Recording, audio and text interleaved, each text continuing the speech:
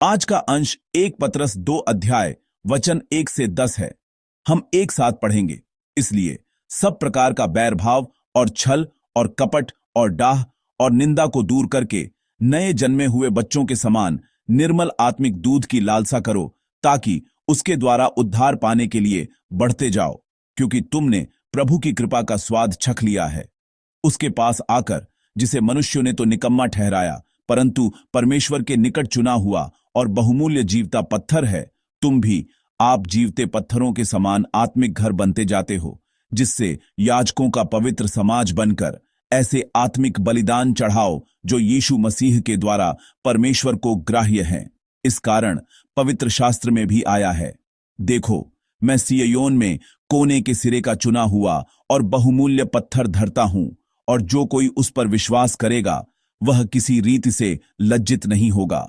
अतः तुम्हारे लिए जो विश्वास करते हो वह तो बहुमूल्य है, पर जो विश्वास नहीं करते उनके लिए जिस पत्थर को राजमिस्त्रियों ने निकम्मा ठहराया था, वही कोने का सिरा हो गया और ठेस लगने का पत्थर और ठोकर खाने की चट्टान हो गया है। क्योंकि वे तो वचन को न मानकर ठोकर खाते हैं, और इसी के लिए वे ठहराए भी गए थे।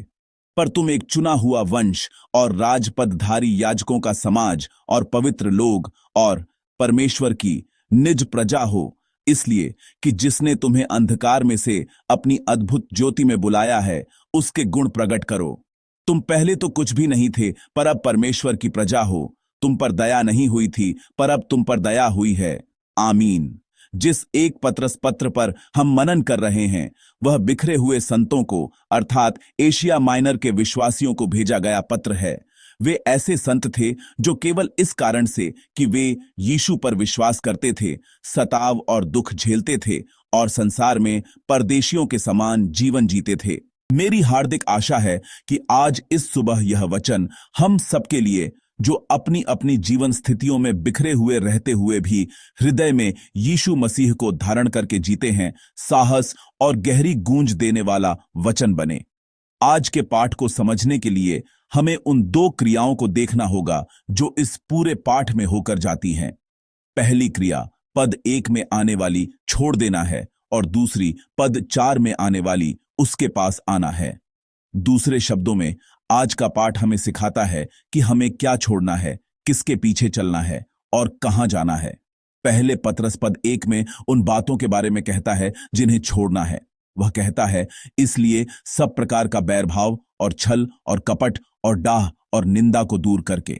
इसलिए यह जोड़ने वाला शब्द पहले आए 1 पत्रस 1:22 के वचन से जुड़ता है। 1:22 का वचन था, तन मन लगाकर एक दूसरे से अधिक प्रेम रखो।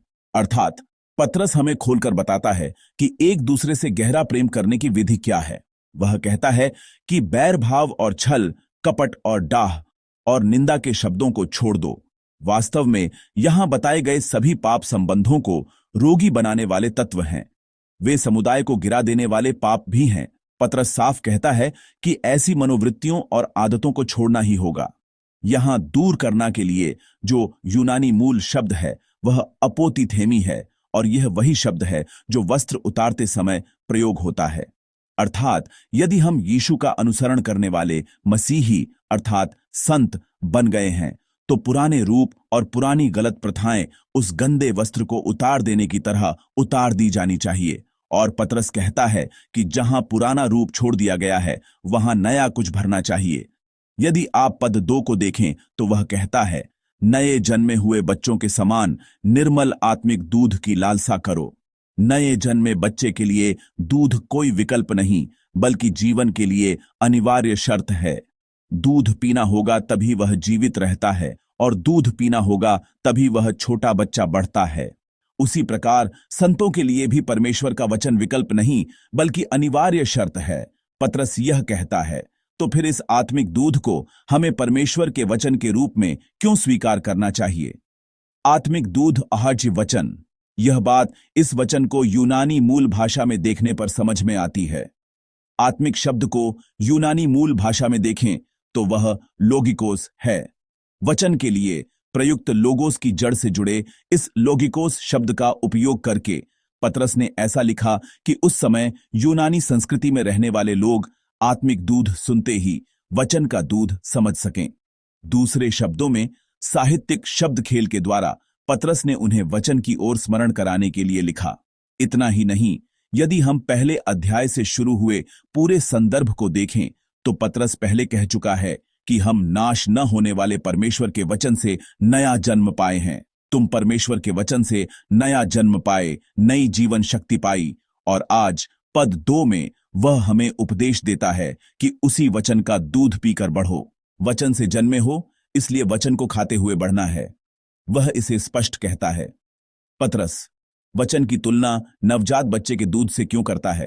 पहला कारण यह है कि यह महत्वपूर्ण है।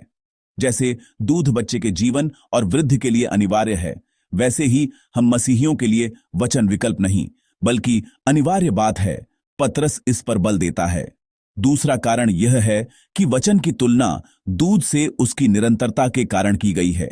यदि कोई बच्चा एक बार अपनी मां का दूध खूब पीकर तृप्त हो भी जाए तो इसका अर्थ यह नहीं कि वह बच्चा लगातार बढ़ता रहेगा। वह तभी दिन प्रतिदिन बढ़ सकता है जब वह लगातार दूध पीता रहे। उसी तरह हमारी आस्था भी केवल इसलिए नहीं बढ़ती कि हमने एक बार बड़ा अनुग्रह पाया था। हर सुबह वचन में से अनुग्रह का आहार ग्रहण करना होगा, तभी हम विश्वास में बढ़ सकते हैं। उद्धार केवल अतीत में घटी एक घटना में ठहरा हुआ नहीं है। उद्धार पाए हुए लोगों को लगातार बढ़ना चाहिए। पतरस इस बात पर जोर देता है। इसलिए आत्मिक स्वास्थ्य के लिए त्यागना और ग्रहण करना दोनों आवश्यक हैं। यदि बैरभाव और छल, कपट और डाह और निंदा करने वाले शब्द वे विष हैं जिन्हें छोड़ना है, तो आत्मिक वचन अर्थात परमेश्वर का वचन वह भोजन है जिसे हमें प्रतिदिन ग्रहण करना है। और इसके बाद पद 3 में पतरस उपदेश देता है, क्योंकि तुमने प्रभु की कृपा का स्वाद छक लिया है। वचन की लालसा जबरदस्ती या केवल कर्तव्य से नहीं होनी चाहिए। यह तो उन लोगों से निकलने वाला पवित्र रूप है जिन्होंने परमेश्वर की कृपा और भलाई का स्वाद पहले ही छक लिया है, जिन्होंने परमेश्वर की विश्वास योग्यता और प्रेम, परमेश्वर के प्रेम और भलाई का स्वाद छका है। जिन्होंने उस अनुग्रह का स्वाद छका है, वे फिर से अनुग्रह को खोजने लगते हैं और प्रतिदिन परमेश्वर के वचन की लालसा करते हुए आगे बढ़ते हैं।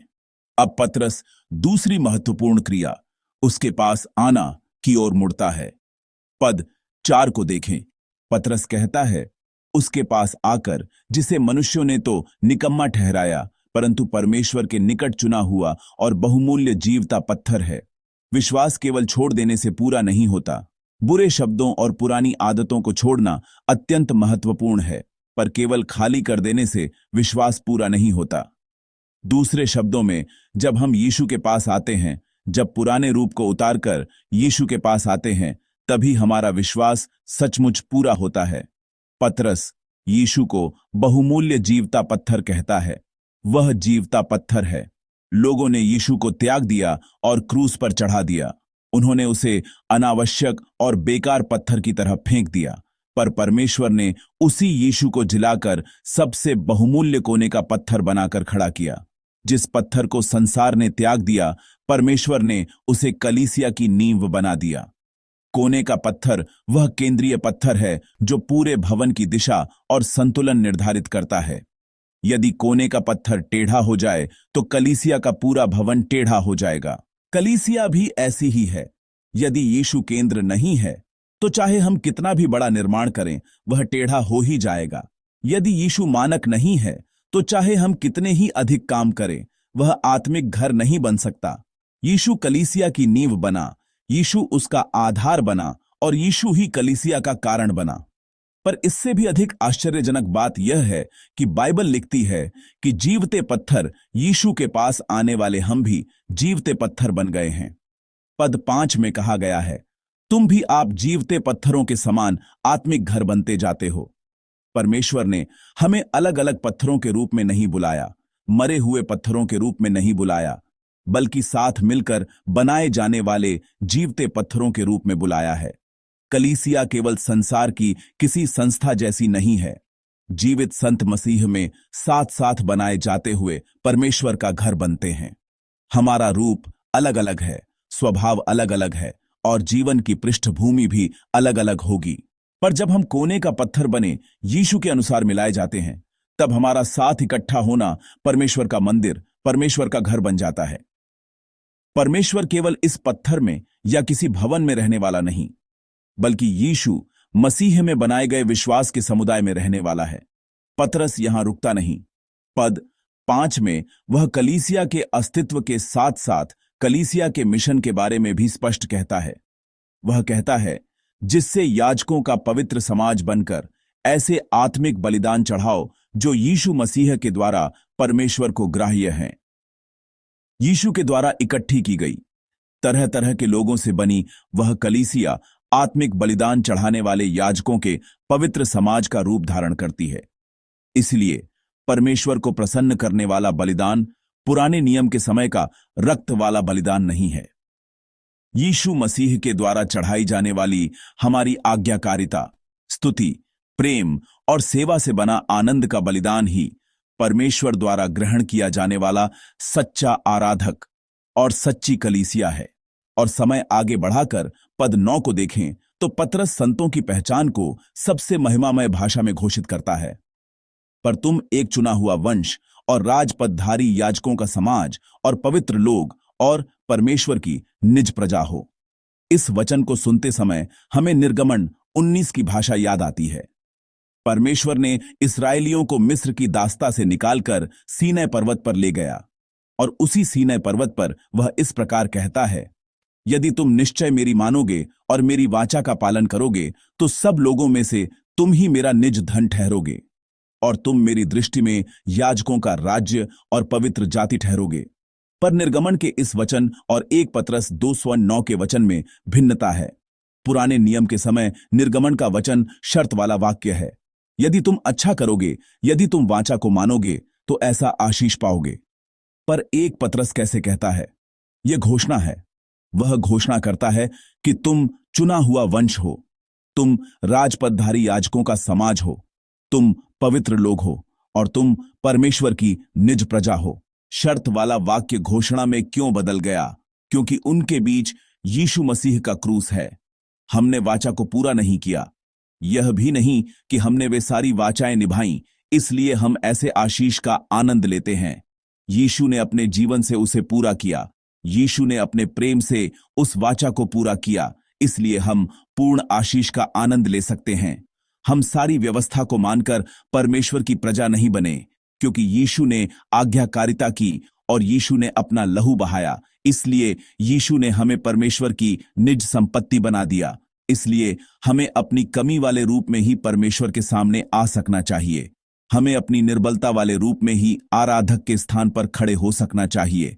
जो गिरा था वह भी फिर उठकर परमेश्वर की आराधना कर सकता है, क्योंकि यीशु ने विजय पाई और हमें आराधक के रूप में बुलाया।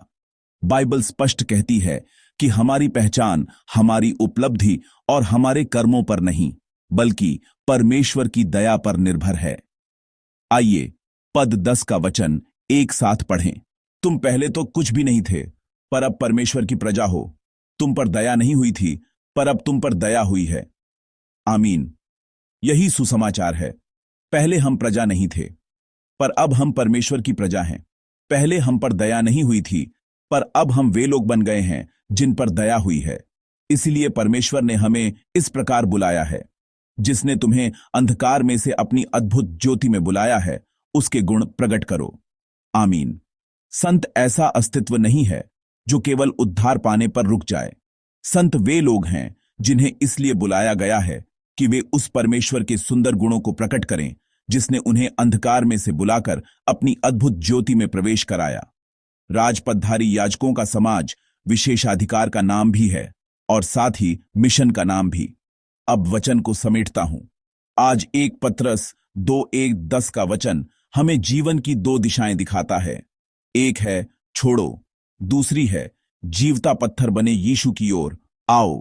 हमारे भीतर जो बैरभाव, छल, कपट, डाह और निंदा है, उसे छोड़कर प्रभु की कृपा का स्वाद छक चुके हम लोगों को प्रतिदिन निर्मल और आत्मिक वचन, उस वचन के सामने आना है। और सबसे बढ़कर हमें यह नहीं भूलना चाहिए कि हम कौन हैं। जब हम पाप करते हैं या पाप नहीं करते, जब हम अच्छा करते हैं या परमेश्वर के सामने असफल होते हैं, तब भी परमेश्वर ने घोषित किया है कि हम चुना हुआ वंश, राजपदधारी याजकों का समाज, पवित्र लोग और परमेश्वर की निज प्रजा हैं। इसका आधार यह है कि पहले हम प्रजा नहीं थे, पर यीशु के क्रूस के बाद परमेश्वर की प्रजा बन गए। पहले हम पर दया नहीं हुई थी, पर यीशु के क्रूस के बाद हम सब पर दया हुई है। इसलिए आज भी वचन के सामने बढ़ते हुए और यीशु के पास आते हुए आप और मेरा दिन धन्य हो। प्रभु के नाम में मैं यह आशीष देता हूं।